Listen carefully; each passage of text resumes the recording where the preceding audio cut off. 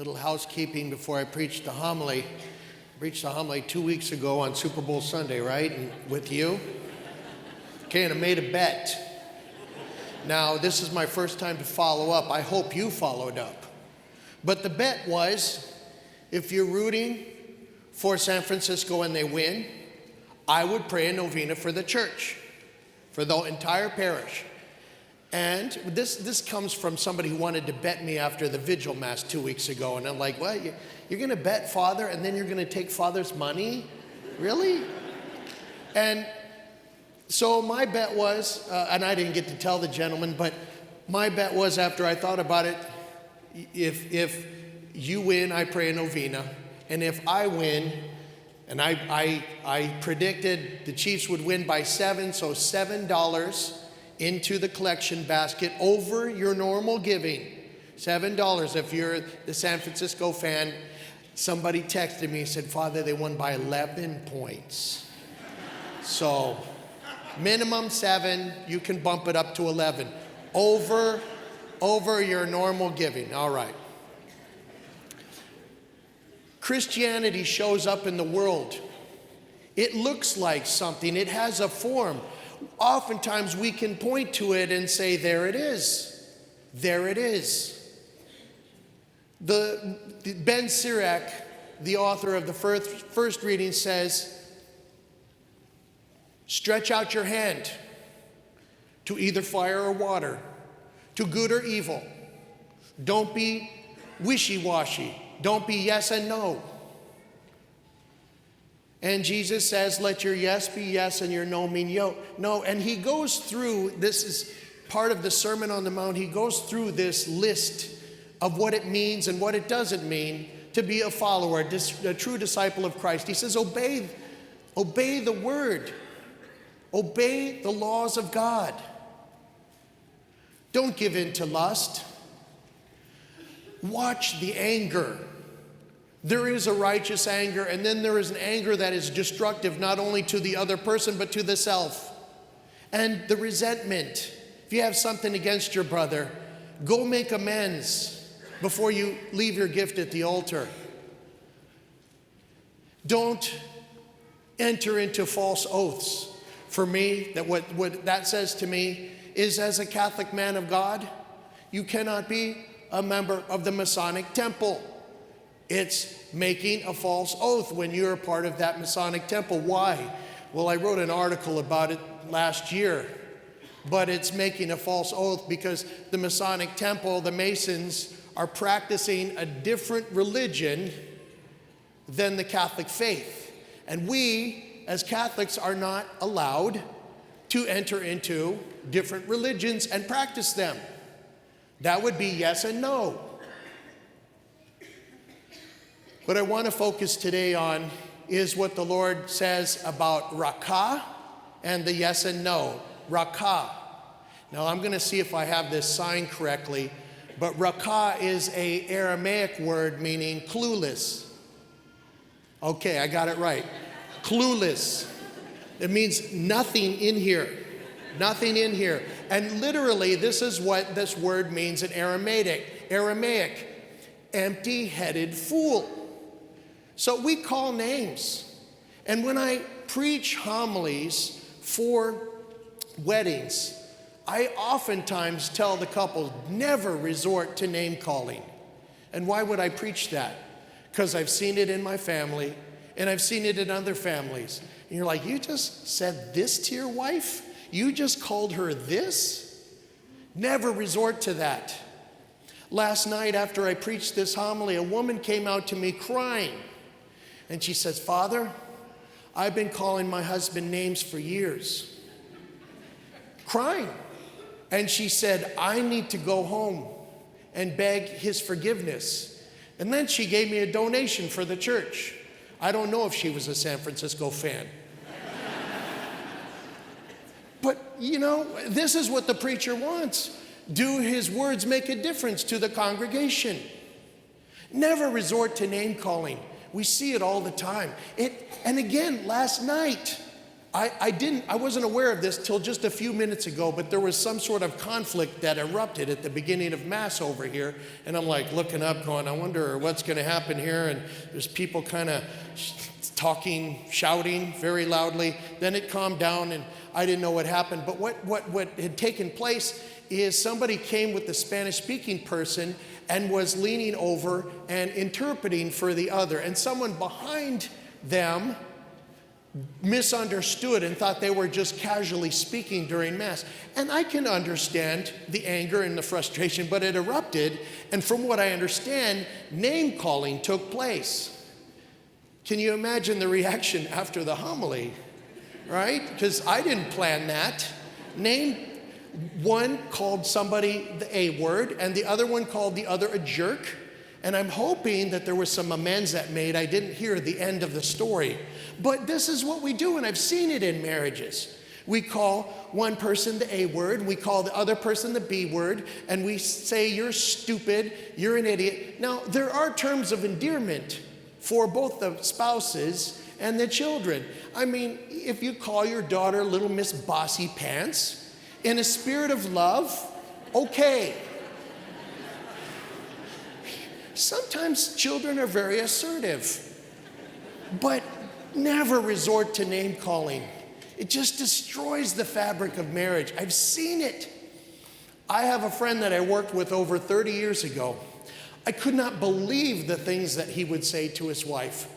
You just called your wife what?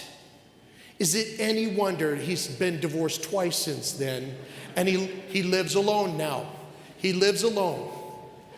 No, never fall into that. Yes, you can have conflict. Yes, you can even have arguments, but the name calling, stick to the issues that are being discussed. The name calling, throw it out. Resolve here and now. It's not going to happen. Even with your kids and your adult kids and your grandkids. Hey, what are you, stupid? No, it's like, son, what would a good father say? Son, I want you to think about this a little bit. Here's what's going on. You're saying this, and this is happening. And is that what you really want? There's a better way to communicate when you're on the road. When you're on the road. The one-finger salute is not a good idea. People carry firearms in Arizona. Don't put yourself in a compromising situation. I was in Phoenix one time, and the Lord tests us. He'll say to us, are you truly a follower? Are you truly following what I say?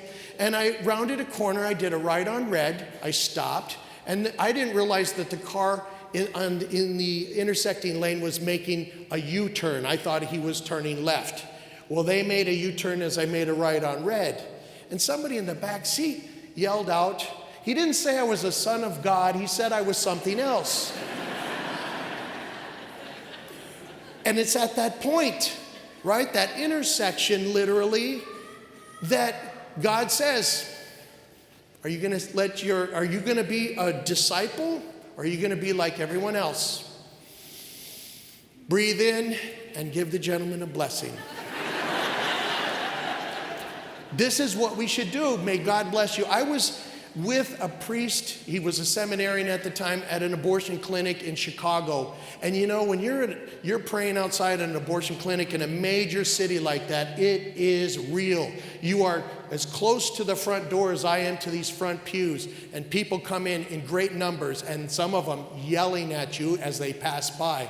And this woman was walking by, calling us names, shaking her head. And this now priest who works up in Madison, Wisconsin, or in the diocese rather, I was so impressed. He just looked up and he said, God bless you. And you're like, man, where does that come from? That comes from being a disciple in a life of prayer. Let your yes be yes, your no be no. Don't call people rakah. The second is walk one side of the road or the other. So as I was eating lunch yesterday, I was channel surfing and I came across the old Karate Kid movie. Wonderful movie, endearing movie. The character of Miyagi, Mr. Miyagi, very endearing. I mean, he's apprenticing this fatherless boy to because the kids in the neighborhood, he moves from the East Coast to the West Coast, and the kids in the neighborhood are picking on him, and they know karate. And he wants to learn so he can protect himself. And Mr. Miyagi takes him under his care, his apprenticeship, and raises him in a certain way like a son. And he says to him as he begins his training, remember wax on, wax off? Am I doing it right?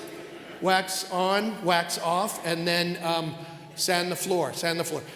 I've studied karate. Those are actually kung fu blocks. But anyway, different style, different art, coming from a different Asian people. Nonetheless, he says, you're going to practice karate, you walk one side of the street or other. And I think the character himself has passed, but very endearing. And he said, you walk this side, you go all the way with karate, full throttle in a sense. You practice, you make it part of you. Or you walk the other side, no karate at all. But you walk in the middle of the road, he said, squash like grape. Squash like grape. Let your yes be yes and your no be no. If it's yes and no, you will be squashed like a grape. By who? The evil one, right? I've seen people, I was actually watching people on YouTube last night that tried to walk as disciples, as followers of Christ, in the middle. I was watching this political elected official on YouTube, and this was a video from 12 years ago. She calls herself an ardent, practicing Catholic, and then she said the church has never really defined when life begins. And you're like, what? What? We can go back to the letter of Barnabas in 1:10, and he defines this. And the church is over and over and over again, she says that. Just because you repeat it over and over and over again does not make it the truth. You're trying to be an elected official, catering to a certain set of folks, and being a Catholic. That's yes and no. Squashed like a grape. It's scary what will happen at that exit interview if there is no repentance. Walk one side or the other. Let your yes be yes and your no be no. I had an opportunity to practice this earlier in the week. I was out in northern Arizona on an outdoor adventure. Normally I go by myself and people say, why do you go out there by yourself, Father? And it's because either no one has the same day off I do, or if I wait for others, I will wait forever. And I don't want to wait forever, so I take precautions and I go out. Nonetheless, these friends invited me up for an outdoor adventure in the Seligman area. And we were out and we had an incredible day. And at one point, I told the guys, hey, we're kind of far from the truck, so I'm going to go get it so you guys don't have to walk over there. And as I was walking, the Lord said to me, hey, you're forgetting yourself. Remember you told me that when you have an outdoor adventure such as this, at this point in the day, you were going to kneel down, no matter who was with you, and pray to me in thanksgiving. Like walking, I'm like, Lord, I think I can make it up to you. And so I went back and I got the Jeep and went and picked them up. Now, one of the guys that was with us, I did not know him. He's a friend of my friend who is a retired law enforcement officer, a very good Catholic man up in Seligman, Knight of Columbus, and he had his buddy out from California. I don't know him. I don't know his background. And I thought, well, am I going to follow through, while this man is there? And I said, yes, I am. So I told them when I arrived, I said, I forgot to do this, and I promised the Lord that I would. I'm going to kneel down and pray right now in thanksgiving for this wonderful adventure that we've had today. I don't know this man. As I did so, he put his hand on my shoulder as I prayed. I later found out that he's a devout Protestant Christian and a very pro-life devout Protestant Christian. But I'm not bragging on myself. What I'm saying is sometimes we forget. We are yes and no, and then it's like, here's my chance. Here's my chance to make it good. See, it's yes and no. We go to the bar with our friends. And we're solid Catholics, or we say we are. And then we fall into gossip. We fall into using swear words. We get plastered. Maybe we do something that we're not supposed to do. I remember I worked for a boss in Texas in 1981, and he said, he was Baptist, Southern Baptist, and he said, oh, you're a Catholic, and I wasn't practicing at the time. You folks, you can go out on Saturday night, do whatever you want, and then come in, confess to the priest on Sunday morning, and everything's good. I didn't know it at the time, but that's a sin of presumption. No, that's yes and no. That's yes and no. Let your yes be yes and your no be no. Yeah, we're Christians, but we're taking things from the store that don't belong to us. We're lying. We're lusting. We're doing these things that are not compatible. No, friends, we let our yes be yes. This is part of being a disciple, because the tests come all the time, like at that intersection.